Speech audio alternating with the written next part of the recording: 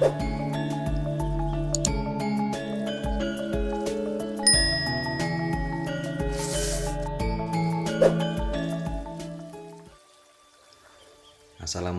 warahmatullahi wabarakatuh. Salam Rahayu, Rahayu, Rahayu. Jumpa lagi dengan saya di channel Mimedi Seluler Tutorial. Di kesempatan kali ini ada service dan handphone yaitu Samsung Galaxy S20 FE.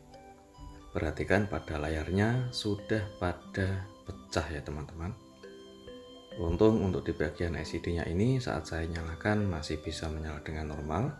Tapi jangan senang di situ saja, kita coba untuk pengecekan lebih dalam seperti pengecekan touchscreen ya teman-teman. Karena untuk handphone ini beliau itu kepengen untuk penggantian kaca LCD atau kaca touchscreen atau bisa disebut glass ya teman-teman. Jadi untuk beliau itu tidak pengen untuk mengganti LCD karena pertama itu LCD-nya sangat mahal. Dan yang kedua, apabila mengganti LCD yang KW itu otomatis masih cukup lumayan mahal juga dan kualitasnya juga tidak sesuai harapan atau tidak sesuai yang originalnya teman-teman. Oke, setelah saya cek untuk fungsi dari touchscreen dan LCD-nya masih bisa berfungsi dengan sangat normal. Sekarang perhatikan di bagian kondisi yang layarnya pecah teman-teman. Pecahnya ini sangat parah sekali, jadi hampir keseluruhan itu pecah ya teman-teman. Tapi alhamdulillahnya untuk LCD masih bisa digunakan dengan normal. Untuk di tahap ini kita harus membongkar total, yaitu kita lepas mesin, kita lepas juga untuk baterainya, jadi disisakan LCD sama framenya saja. Di tahap proses ini itu saran saya harus extra hati-hati ya teman-teman, jadi harus berpikir dua kali. Kalau salah sedikit untuk proses pengerjaan itu bisa fatal dan sangat disayangkan sekali apabila LCD originalnya itu ikut rusak teman-teman. Oke, kita siapkan untuk alat separator dan kita panasi dulu menggunakan panas separator dengan suhu panas di angka 80 sampai maksimal 850 maksud saya teman-teman. Oke, jadi untuk kita gunakan alat separator 850 atau minim 800 dan kita gunakan untuk minyak kayu putih sama mika tipis yang lentur. Untuk mikanya itu saya menggunakan dari bahan bekas seperti bekas dari tempat gas yang full. Jadi untuk saya gunakan mencari celah yaitu untuk membuang serpihan kaca yang pecahnya parah atau pecahnya kecil-kecil teman-teman. Jadi kita harus mencari celah dulu bagian mana yang mudah untuk kita angkat LCD dari frame atau melepas LCD dari framenya. Jadi kita harus mencari celah dulu yang bagian mana yang lebih mudah untuk kita memasukkan mikanya ke bagian bawah LCD agar LCD ini bisa kita angkat dari framenya teman-teman. Untuk di tahap ini saja itu prosesnya sangat panjang. Sengaja ini saya percepat karena durasinya mungkin kurang lebih untuk pembongkaran LCD dari framenya saja itu membutuhkan waktu yang panjang, kurang lebih mungkin setengah jam atau mungkin sejam. Jadi saya mengerjakan ini sangat pelan-pelan saja dan hati-hati teman-teman, tidak buru-buru.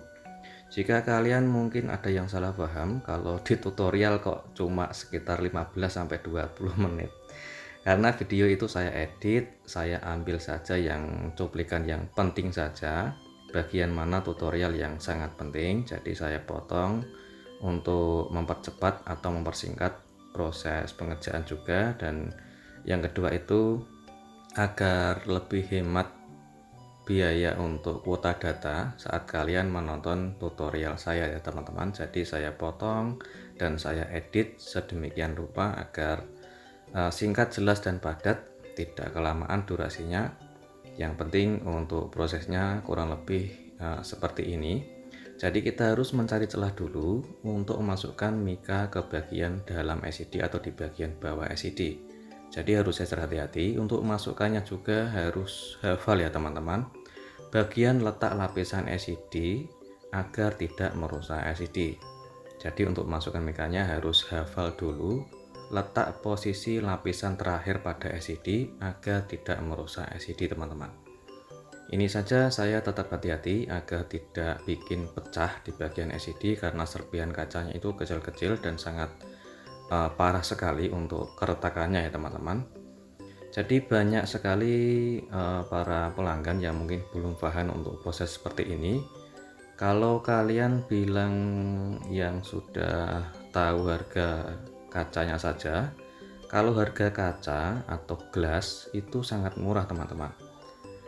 Untuk harga kaca touchscreen atau kaca LCD yang dijual di online maupun di pasar spare part itu mungkin kurang lebih sekitar 10.000 sampai 50.000, maksimal 100.000 lah katakan. Kalau kalian memandang hanya segi di situ, itu tidak sesuai harapan teman-teman.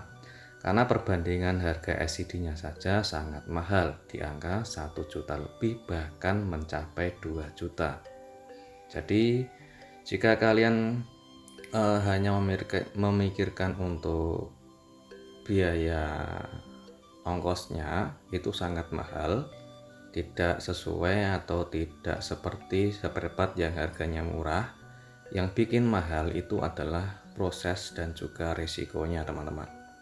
Jadi biasanya seperti ini, saya mendapatkan perbaikan seperti ini itu pasti saya konsultasi dulu atau konfirmasi sama pelanggan.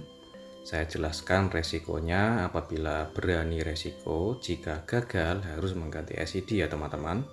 Jadi jangan menyalahkan teknisinya, semua harus ada perjanjian dulu di belakang sebelum proses mengerjakan. Tujuannya agar tidak salah paham. Bang, tiba-tiba kok LCD-nya kok bergaris, tompel, ataupun bahkan tidak bisa menyala. Jadi sebelumnya saya konfirmasi dan saya kasih tahu dulu untuk segala resikonya. Jika gagal ya terpaksa harus mengganti LCD. Syukur-syukur kalau berhasil ya alhamdulillah tanpa mengganti LCD ya teman-teman, sedikit agak hemat meskipun tarifnya juga separuh dari harga LCD ya teman-teman. Misalnya begini, katakanlah LCD mungkin katakan sekitar 1,5 juta, mungkin biayanya separuh, kurang lebih 750 sampai 850. Jadi itu ya teman-teman untuk sedikit dari penjelasan saya untuk proses perbaikan khususnya LCD AMOLED yang harganya itu sangat mahal, khususnya untuk tipe-tipe besar atau tipe handphone yang harganya mahal. Jadi sesuai apa kerjakan yang resikonya sangat besar, jadi kita sesuaikan untuk perbaikan dari harga handphone maupun perbaikan dari segala dari resikonya itu sendiri. Setelah saya coba untuk selesai memisahkan LCD dari frame, ada bekas cacat di bagian belakang LCD, namun kita coba untuk menyalakan infonya dulu. Setelah saya nyalakan, alhamdulillah gambarnya masih tampil teman-teman. Jadi saya itu ngerjakan sangat dagdikduk, dan karena resikonya sangat tinggi, jika gagal itu pun saya tidak enak atau sungkan sama pelanggan. Padahal sudah saya coba untuk memperbaiki atau prosesnya itu sudah saya kerjakan dengan ekstra hati-hati. Namun kita tidak bisa memungkiri apabila terjadi kecelakaan yang tidak disengaja meskipun sudah kita kerjakan dengan hati-hati. Apabila ada keluar garis ataupun tompel ataupun mungkin bahkan LCD-nya rusak tidak menyala, ya mau gimana lagi, kalau sudah diberusahakan tapi masih tetap gagal ya tidak bisa kita menyalahkan siapapun. Yang penting kita berusaha untuk memperbaiki sebaik mungkin dan semaksimal mungkin. Ya itu tadi saran saya teman-teman. Jadi sebelumnya itu harus konfirmasi sama pelanggan dulu sebelum kita menerima pengerjaan seperti ini. Oke, kita lanjut fokus untuk mengerjakan. Untuk di tahap ini memisahkan kaca touchscreen dari LCD itu juga harus ekstra hati-hati. Sedangkan untuk di bagian kawat yang saya pakai atau kawat pemisahnya itu saya menggunakan ukuran paling kecil yaitu 0,03 mili. Sedangkan untuk panas pada alat separator yang saya pakai itu kurang lebih menggunakan panas suhu minimal 800 maksimal 850 teman-teman. Dengan hati-hati untuk mengerjakan seperti ini, kita bisa melapisi kaca touchscreen yang retak memakai solasi atau solatip. Tujuannya untuk menghindari risiko agar tidak gagal dan tidak bikin kaca LCD itu, maksud saya kaca LCD yang serpihannya itu sangat tajam, bisa tembus ke bagian layar LCD. Setelah kita selesai memisahkan kaca touchscreen dari LCD-nya, kita lanjut untuk pengecekan dulu. Alhamdulillahnya LCD-nya masih terselamatkan dan fungsi dari touchscreen juga masih bisa normal dipakai teman-teman. Tidak ada tombol, tidak ada garis, dan LCD-nya sudah sukses kita pisah. Namun jangan senang di situ dulu karena prosesnya sangat panjang, yaitu kita harus memisahkan sisa lem atau membuang sisa lem atau membersihkan sisa lem yang ada di bagian LCD. Jika sulit kita bersihkan, itu rata-rata sulit teman-teman. Untuk pengerjaan layar AMOLED, khususnya layar AMOLED semua tipe itu pasti sulit untuk kita membersihkan sisa lem atau sangat keras sisa lemnya teman-teman. Jadi kita bisa menggunakan alat bantu seperti panas dari separator, menggunakan panas sedang kurang lebih sekitar 500 sampai 600 Celcius untuk suhu panasnya, untuk mempermudah yaitu melepas sisa lem. Yang di bagian bawah itu harus ekstra hati-hati karena dekat kristal LCD sama fleksibel touchscreen dan fleksibel LCD. Jika salah sedikit atau menekannya keras sedikit, itu bisa menyebabkan LCD bisa rusak teman-teman. Setelah kita selesai untuk membersihkan sisa lem karena masih ada sisa-sisa yang masih nempel, tapi sebelum itu kita lanjut untuk pengetesan dulu setelah kita membersihkan sisa lemnya. Alhamdulillah LCD-nya masih menyala dengan normal, masih tajam, tidak ada sedikit pun yang cacat, dan fungsi touchscreen-nya masih normal dipakai teman-teman. Oke, jika sudah selesai di tahap ini, kita jangan senang dulu karena masih prosesnya panjang banget, yaitu membersihkan sisa lem yang masih ada sedikit di bagian LCD yang masih lengket. Sedangkan untuk di bagian belakang, khususnya di bagian lubang sensor sidik jari, itu harus kita lindungi dulu agar tidak kotor saat proses membersihkan sisa lem seperti ini. Oke, kita fokus untuk mengerjakannya, yaitu membersihkan sisa lem yang lengket di bagian LCD. Kita bisa menggunakan alat bantu seperti thinner ataupun menggunakan cairan bensin atau pertamax, yaitu SPBU, dan kita menggunakan tisu kering biasa. Jadi untuk meneteskan cairannya bukan di LCD-nya dulu, melainkan kita teteskan ke tisu baru kita usap sambil kita kerik pelan-pelan menggunakan alat bantu seperti mika tipis ya teman-teman. Setelah bersih, kita lanjut untuk mempresisikan LCD ke bagian frame. Ini akan sangat sulit untuk proses pemasangannya ya teman-teman. Jika kalian belum hafal proses pemasangannya, kali ini saya akan kasih tips bagaimana untuk pemasangan kaca touchscreen. Ini kaca touchscreen saya menggunakan kaca yang plus lem OK kering, namun untuk pemasangannya saya akan melepas lem OK keringnya karena untuk lubang kamera depan itu ada list warna hitam. Kalau kita pasang seperti ini yang lubangnya itu kamera ada list warna hitam, nanti tidak bisa maksimal dan juga kelihatan menggunakan LCD yang KW teman-teman.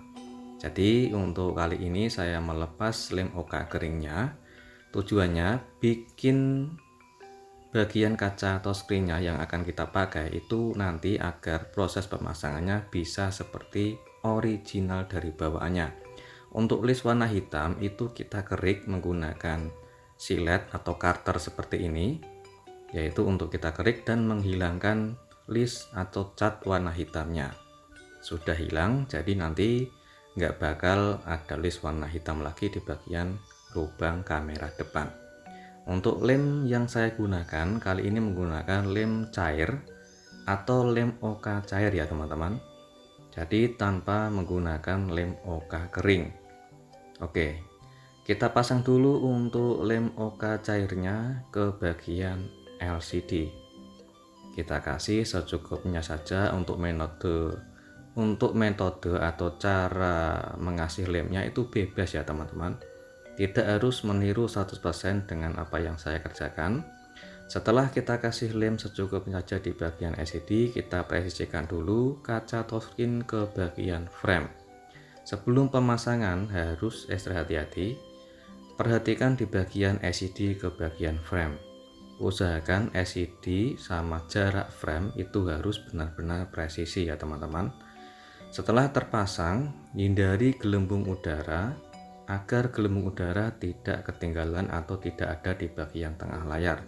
Jika sudah kita presisikan untuk lem OK cairnya itu sudah merata ke seluruh kaca LCD, kita gunakan lampu UV secukupnya saja seperti ini. Tujuannya untuk pemancingan agar tidak gerak kaca LCD ke bagian LCD-nya. Jadi sedikit agak kering atau sedikit agak matang agar tetap presisi dan tidak mudah gerak lagi.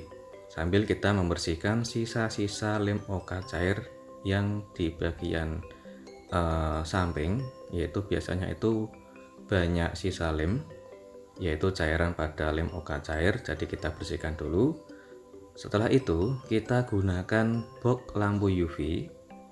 Ini kurang lebih sekitar 15-20 menit. Kalau kepengen maksimal 30 menit ya teman-teman. Ini saya ulangi lagi. Jadi satu arah itu bagian atas dulu, karena tidak muat untuk LCD kita masukkan secara total. Jadi saya bolak-balik sekitar 30 menit kali 2, kurang lebih sekitar 1 jam ya teman-teman. Ini tujuannya lebih maksimal lagi untuk proses pemasangannya agar lem OK cairnya itu bisa lebih kering total. Setelah kering, kita bersihkan dari sisa-sisa lem OK cair ataupun dari membersihkan bekas dari sisa-sisa cairan yang kita gunakan saat proses pembongkaran LCD dari frame, yaitu bekas cairan dari minyak kayu putih. Kita bisa membersihkan menggunakan thinner ataupun menggunakan bensin atau pertamax teman-teman. Dan ini adalah hasilnya, perhatikan. Tidak ada sisa gelembung sama sekali dan hasilnya real murni secara manual tanpa menggunakan alat mesin apapun ya teman-teman.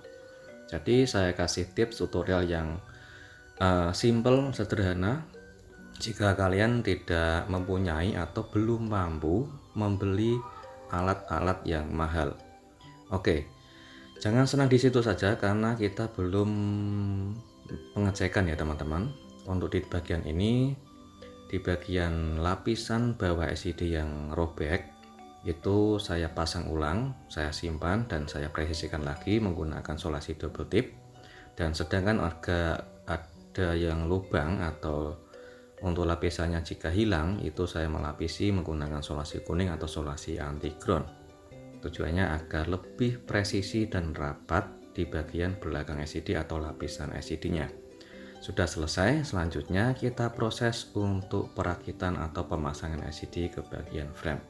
Sebelum kita rakit, itu boleh kita tes dulu ya teman-teman. Ini tidak saya pasang dulu, jadi alias kita tes tanpa menggunakan lem. Oke, untuk di bagian solasi yang menutupi atau melindungi fingerprint, kita buang dulu dan kita pasang mesin untuk pengecekan LCD serta menggunakan fungsi dari fingerprint ya teman-teman, apakah masih support fingerprint setelah kita ganti kacanya atau kurang sensitif untuk fingerprintnya.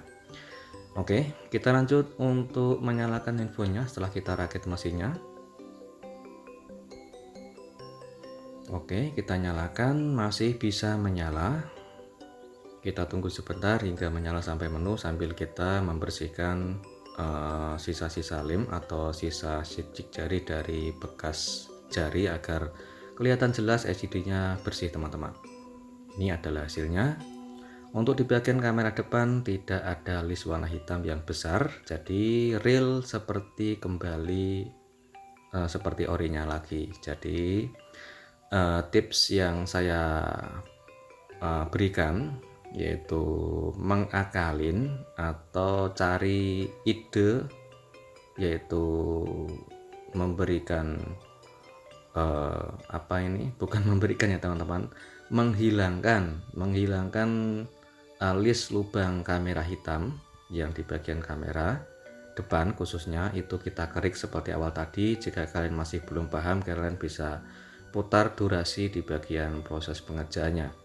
Ini saya tes di bagian fungsi kamera depan, fungsi kamera belakang masih tetap jernih, bersih, dan tajam sekali karena masih menggunakan LCD originalnya tanpa mengganti LCD satu set. Tapi ongkosnya jangan dikira murah ya teman-teman. Kalau hanya menilai harga kacanya saja ya murah, tapi jasanya dan resikonya sangat tinggi. Sekarang kita tes dulu fungsi dari sidik jari, apakah masih support dan sensitif atau tidak teman-teman. Oke, kita setting dulu untuk fingerprint-nya. Masih jalan 35% dan masih jalan juga 50%. Masih sensitif kayaknya teman-teman, jadi sangat normal sekali untuk fingerprint-nya. Padahal ini LCD tidak saya lem ya teman-teman, hanya saya presisikan saja ke bagian frame. Setelah selesai kita setting sidik jari, kita kunci dan kita buka menggunakan sidik jari. Oke, perhatikan, saya letakkan jari untuk membuka layar bisa berfungsi dengan sangat normal. Alhamdulillah pengerjaannya sudah sukses dan semoga bermanfaat. Jumpa lagi di tutorial berikutnya. Assalamualaikum warahmatullahi wabarakatuh.